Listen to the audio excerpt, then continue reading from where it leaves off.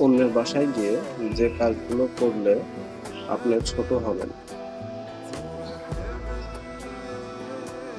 ১. না বলে বাসায় ঢুকলে। ২. সবকিছু ঘুরে ফিরে দেখলে।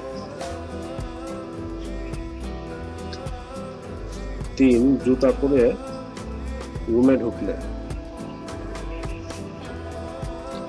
৪. ফ্রিজ খুলে দেখলে। এসির সুইচ অন করা।